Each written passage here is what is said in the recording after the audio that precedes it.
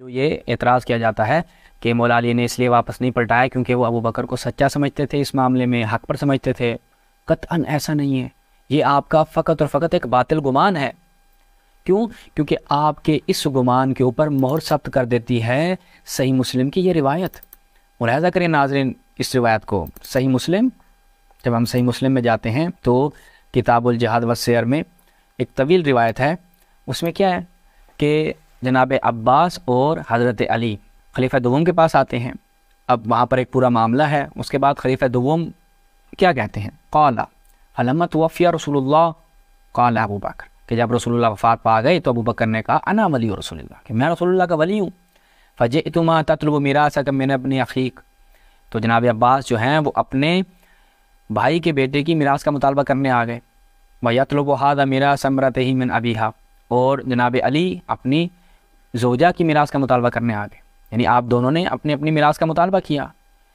اس کے بعد کہتے ہیں فقال ابو بکر، آپ کے جواب میں جب آپ نے میراث کا مطالبہ کر لیا تو جناب ابو بکر نے کیا کہا؟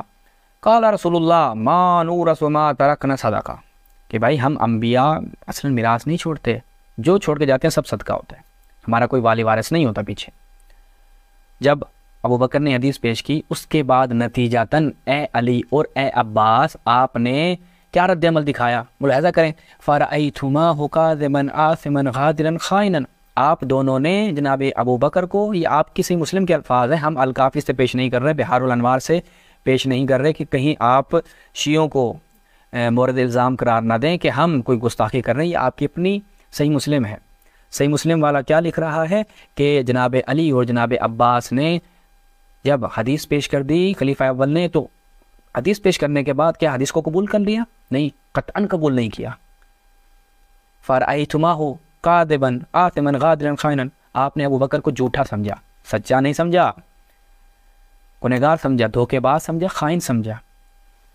اچھا، اور جناب وہ قسم کھاتے ہیں کہ وہ سچے تھے، نیک تھے، حق کے تابع تھے وغیرہ وغیرہ۔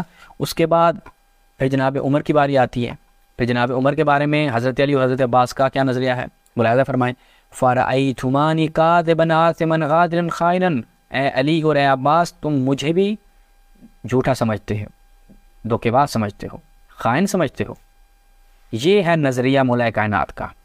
اب جو آپ کہتے ہیں کہ ہم مولا علی کے ساتھ ہیں، جو سوشل میڈیا پر آ کر جناب کہتے ہیں کہ رسول اللہ نے فرمایا کہ حق علی کے ساتھ ہے، علی حق کے ساتھ ہے، تو یہ مولا کائنات کا نظریہ ہے۔ آئیں اب حق پہ چلیں۔ آپ کہتے ہیں کہ مولا کی خاموشی تھی تو یہ تائید ہے جناب ابو بکر کی؟ قطعاً نہیں ہے، جناب ابو بکر کو وہ یہ سمجھتے تھے۔ تو ناظرین یہاں تک یہ بھی فیصلہ ہو جاتا ہے کہ مولا کائنات جناب ابو بکر کو، جناب عمر کو حق پر نہیں سمجھتے تھے، جو سمجھتے تھے ہم نے آپ کی خدمت میں بیان کر دیا۔